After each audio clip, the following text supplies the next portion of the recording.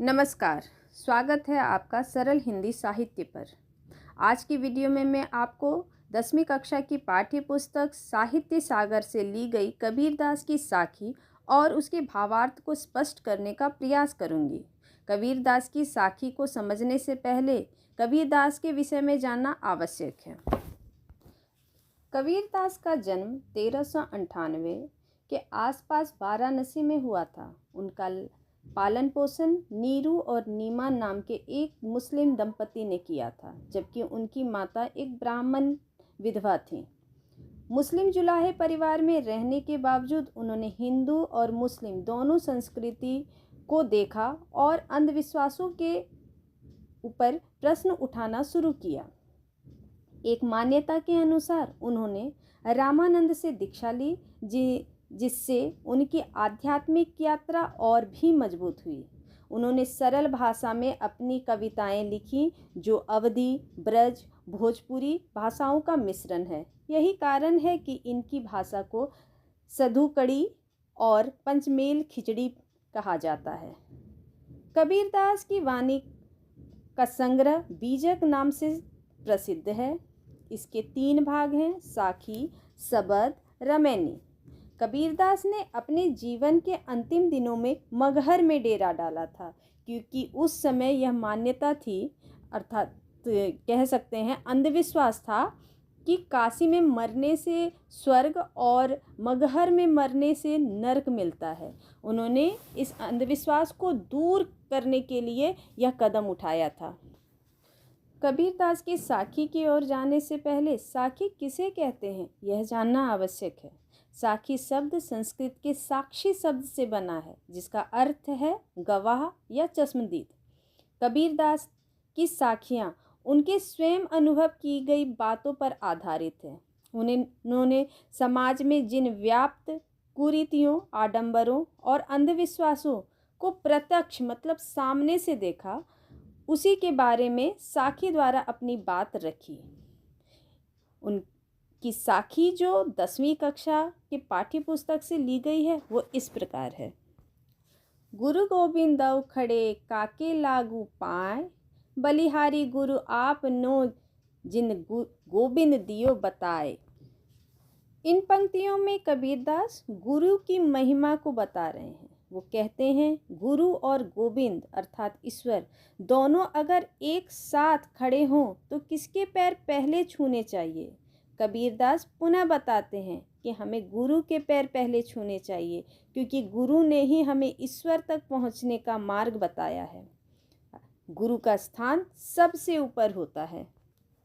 जब मैं था तब हरि नहीं, अब हरि है मैं नाही, प्रेम गलियति साकरी तामे दोन समाही। इन पंक्तियों में कबीरदास हमारे अंदर के घमंड, अहंकार आदि के बारे में बता रहे हैं। वो कहते हैं, जहाँ अहंकार होता है वहाँ भगवान का वास नहीं होता है, और जहाँ भगवान रहते हैं वहाँ अहंकार नहीं होता है, क्योंकि प्रेम की गली अत्यधिक तंग होती है। उसमें अहंकार और ईश्वर एक साथ नहीं रह सकते हैं। अतः अगर हम ईश्वर को प्राप्त करना चाहते हैं तो पहले अपने अंदर के अहंकार को दूर करना होगा। कांकर पाथर जोरी के मस्जिद लई बनाए, ता चढ़े मुल्ला बांग दे क्या बहरा हुआ खुदाए। इन पंक्तियों में कबीरदास धर्म के नाम पर आडंबर करने वाले लोगों पर व्यंग करते हुए कहते हैं कि ईश्वर के दिए कंकर और पत्थर को जोड़कर मस्जिद का निर्माण किया गया, और फिर उसके ऊपर चढ़कर मुल्ला अजान पढ़ता है। कबीरदास कहते हैं, क्या भगवान बहरा हो गया है कि मस्जिद के ऊपर चढ़कर चिल्लाने से ही सुनता है। उनका मानना है ईश्वर हमारे दिलों में रहते हैं, और उन्हें सच्चे हृदय से जहाँ से पुकारते हैं वो वहीं से हमारी बातें सुनते हैं। इसके लिए मंदिर, मस्जिद बनाने की कोई आवश्यकता नहीं है। इन पंक्तियों में कबीरदास व्यर्थ के आडंबरों पर प्रश्न चिन्ह उठा रहे हैं। पाहन पूजे हरि मिले तो मैं पूजू पहाड़, ताते ये चाकी भली पीस खाए संसार। कबीरदास कहते हैं कि पत्थर की पूजा करने से ईश्वर की प्राप्ति नहीं होती है। अगर पत्थरों की पूजा करने से ईश्वर की प्राप्ति होती है तो कबीर पहाड़ भी पूजने के लिए तैयार हैं। उन्होंने मूर्ति की अपेक्षा चक्की को अच्छा बताया है, क्योंकि इसके द्वारा पीसे गए अनाज से लोगों का पेट भरता है। अतः पत्थर में भगवान नहीं होते हैं, मात्र यह एक ब्रह्म आडंबर है। सब धरती कागद करे, लेखनी सब बन राय, सात समंद की मासी करो, गुरु गुण लिखा न जाए। इन पंक्तियों में संत कबीरदास गुरु की महिमा को दर्शाते हुए कहना चाहते हैं कि इस संसार में व्याप्त सातों समुद्रों की पानी को स्याही बनाकर, समस्त जंगलों से प्राप्त होने वाली लकड़ियों का कलम बनाकर और संपूर्ण धरती को कागज बनाकर उस पर अगर गुरु के गुणों का बखान लिखने का प्रयास किया जाए तो वो भी कम पड़ेगा, क्योंकि गुरु अवर्णनीय हैं।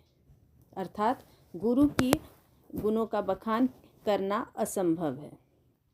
आशा है कि आपको मेरा यह प्रयास पसंद आया होगा। अगर आपको मेरी यह वीडियो पसंद आई तो चैनल को लाइक और सब्सक्राइब करना ना भूलें। धन्यवाद।